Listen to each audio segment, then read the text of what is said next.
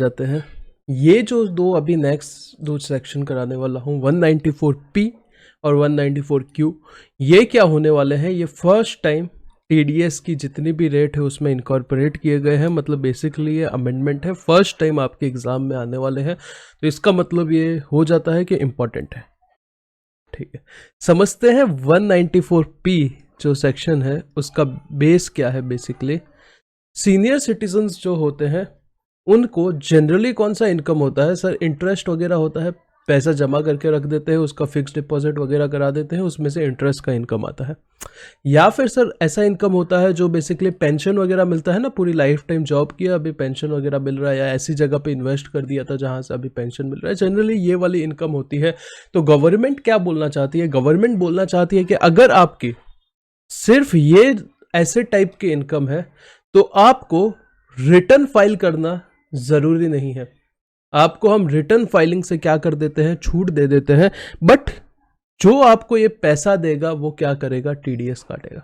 वो क्या करेगा, टीडीएस काटेगा। मतलब आपका टैक्स अगर आता है तो हमें वैसे ही मिल जाएगा, कोई प्रॉब्लम की बात ही नहीं है, हमें सीधा मिल जाएगा। आप रिटर्न मत फाइल करो, हम रिटर्न फाइलिंग में छूट दे देते हैं। तो ये किसके लिए है, स्पेसिफाइड सीनियर सिटीजन के लिए है। तो सबसे पहले देखो पेयर कौन होगा और पेई कौन होगा। Pair will be specified bank.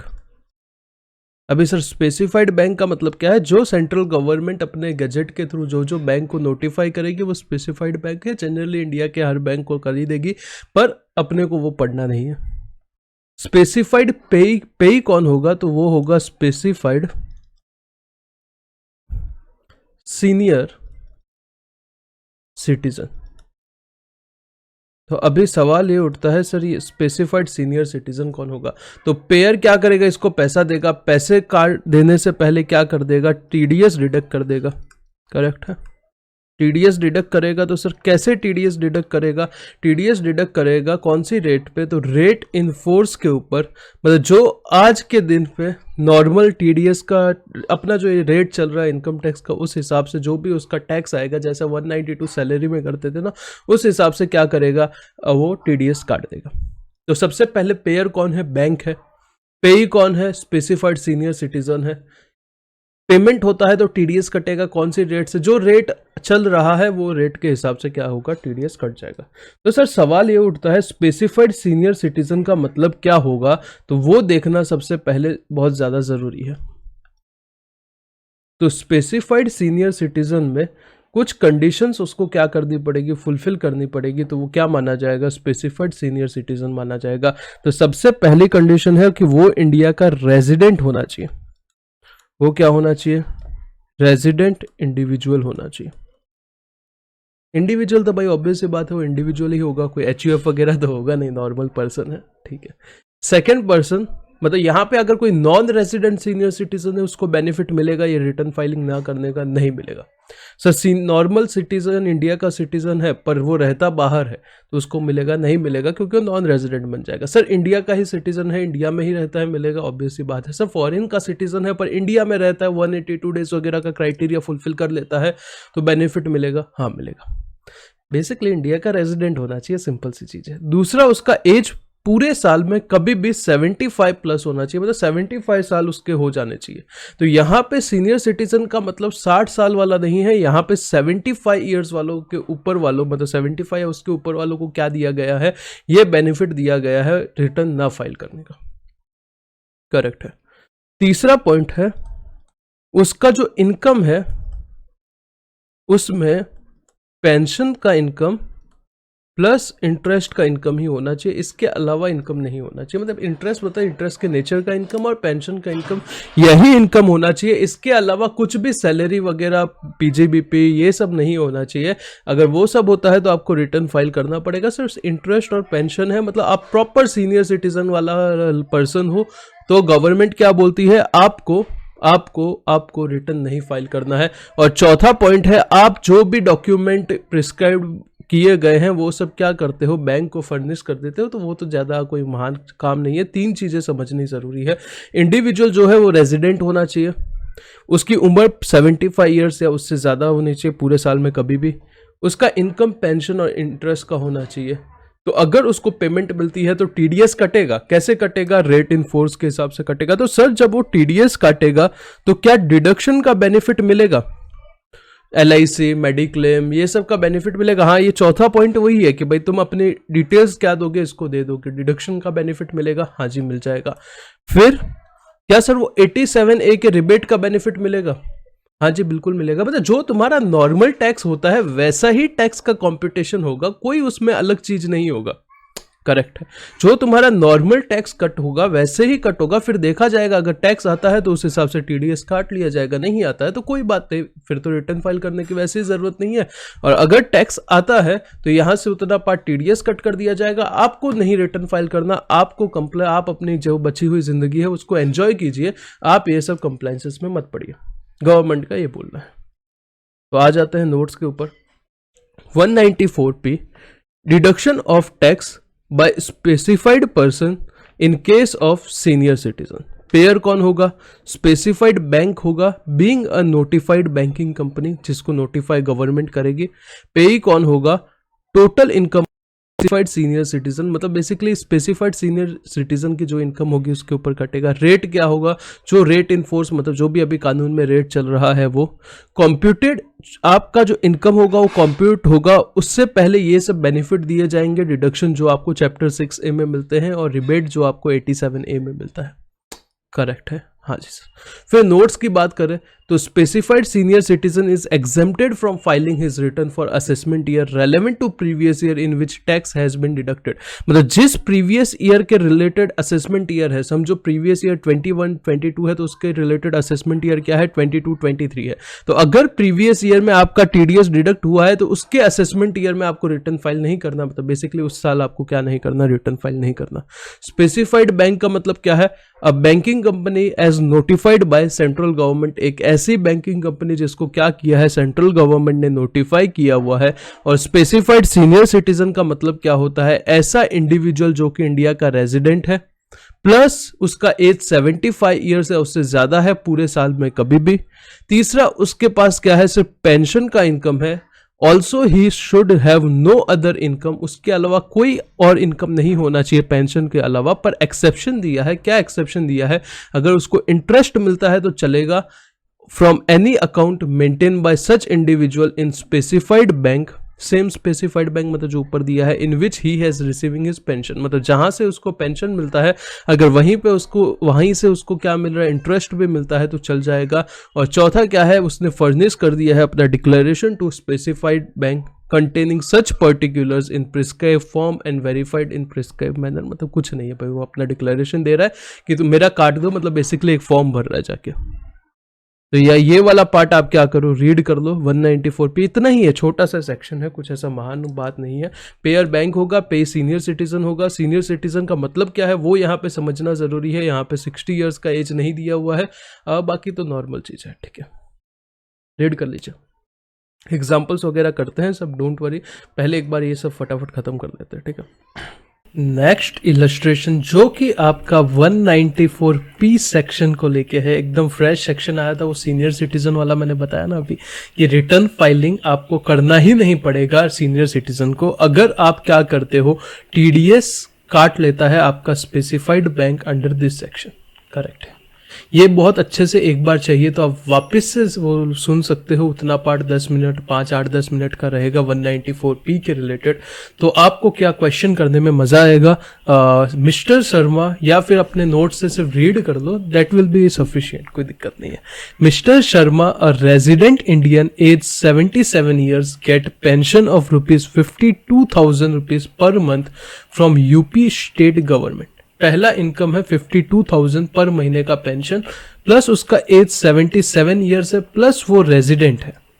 194P में अगर आपको स्पेसिफाइड सीनियर सिटीजन बनना है तो पहला क्राइटेरिया है एज 75 से ज्यादा होना चाहिए। दूसरा, आप रेजिडेंट होने चाहिए, दो तो मैच हो रहा है। तीसरा है कि आपका पेंशन प्लस वही बैंक से इंटरेस्ट होना चाहिए, अगर है तो, ठीक है। इन एडिशन उसको इंटरेस्ट भी मिलता है 8% on fix deposit of ₹20 lakh with the said bank, वही बैंक से मिल रहा है। तो ये आपका क्या होगा? स्पेसिफाइड पर्सन की कैटेगरी में ये बंदा आ जाएगा। Out of the deposit of ₹20 lakh, 2 lakh मतलब 20 लाख में से 18 लाख अलग है, 2 लाख अलग है। 2 lakh represent 5-year term deposit made by him on 1/4/21, मतलब इसमें से जो क्या है ये 5 ईयर का जो टैक्स सेविंग एफडी होता है उसमें पैसा डाला है। तो इसका बेसिकली 80C में आपको क्या मिलता है, डिडक्शन मिलता है मैक्सिमम 1.50 लाख का। ठीक है। Interest on saving bank credited to his SBI saving account for previous year 21-22 is ₹9,500। इसको क्या मिला है, सेविंग बैंक के ऊपर इंटरेस्ट भी मिला है। कितना मिला है, 9,500 रुपीज का इंटरेस्ट मिला है। Correct. From the above facts compute the total income of mister Sharma for the assessment year 22-23 assuming that he has not opted section 115 BAC। देखो सबसे पहले मतलब नॉर्मल टैक्स कंप्यूटेशन बस करना है। तो सबसे पहले मैं क्या करता हूँ, पेंशन का इनकम इसका लिख देता हूँ। पेंशन इनकम कितना है सर,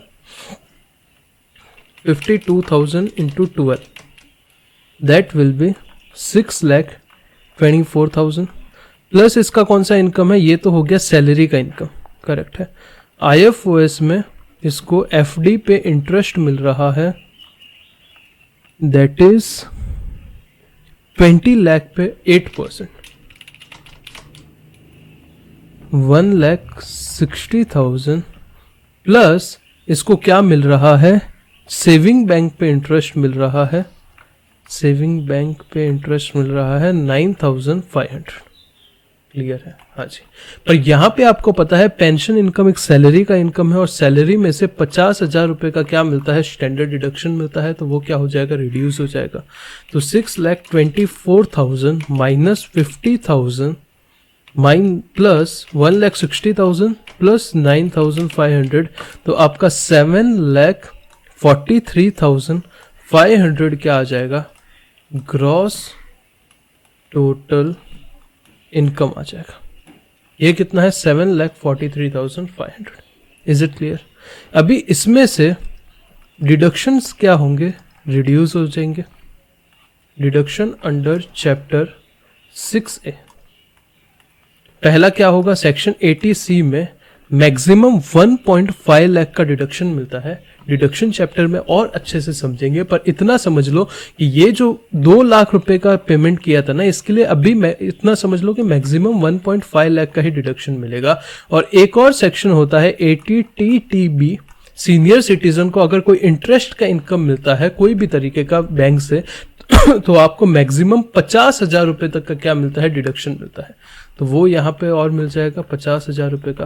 तो आपका नेट टोटल इनकम कितना आ गया पता है, net total income will be 7,43,500।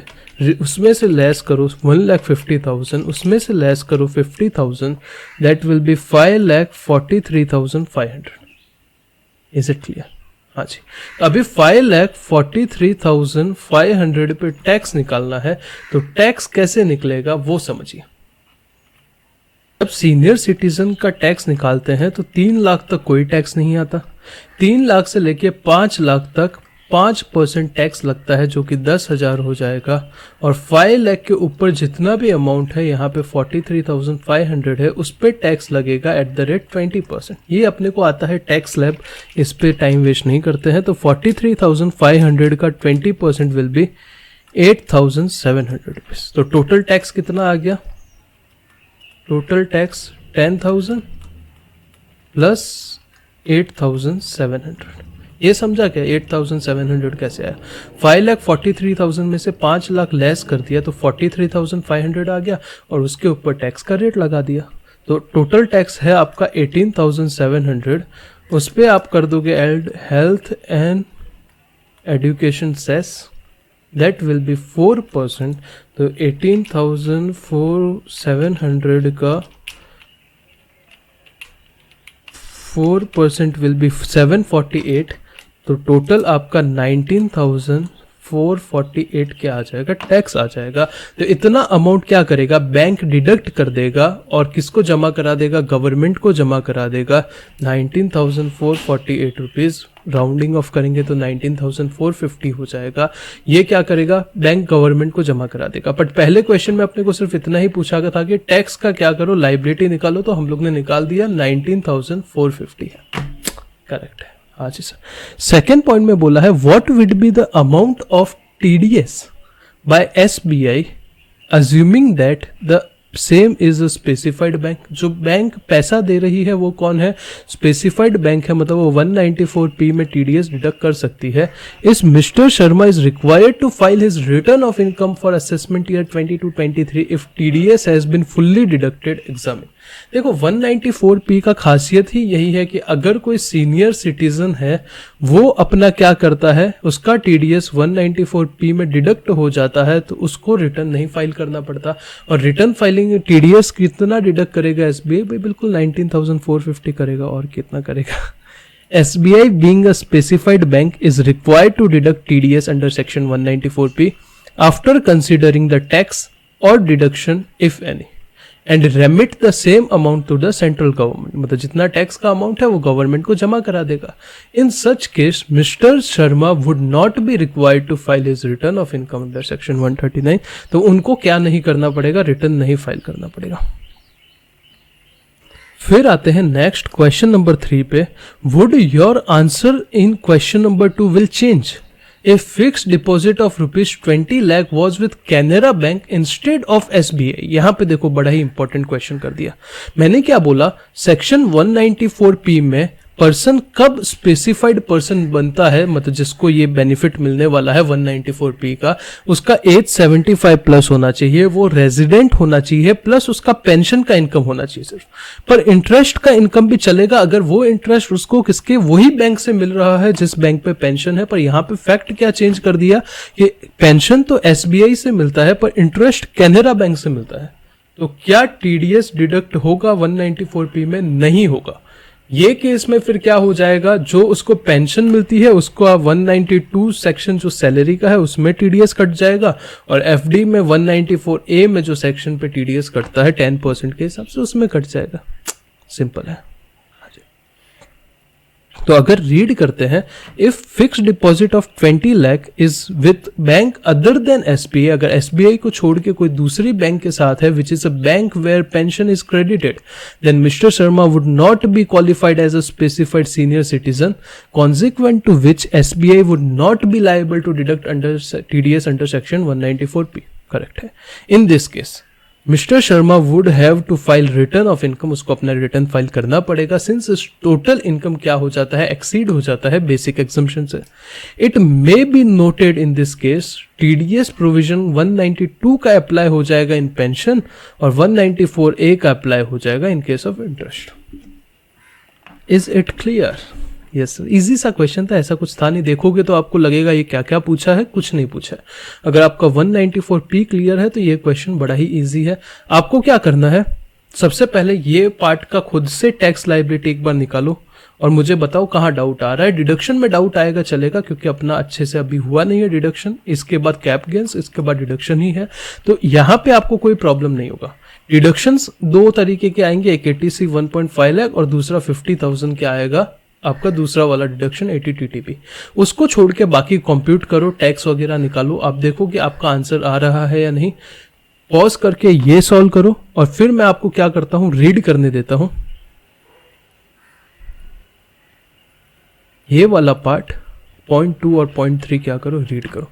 Point 2 में क्या सवाल पूछा था, पॉइंट 2 में सवाल पूछा था कि अगर टैक्स लायबिलिटी इतना है तो क्या TDS 194P में कटेगा और रिटर्न क्या उसको फाइल करना पड़ेगा मिस्टर शर्मा को। और यहां पे पूछा था अगर इंटरेस्ट कोई और बैंक से आता है तो क्या इंप्लीकेशन होगा। 1 मिनट का पॉज लेके ये क्या करो, सॉल्व कर लो। रीड पहले सॉल्व करो वो, फिर रीड कर लो। मॉड्यूल आपके पास होगा ही, ठीक है। और अच्छा लग रहा है तो आप अपने फ्रेंड्स के साथ क्या कर सकते हो, शेयर कर सकते हो क्लास के बारे में।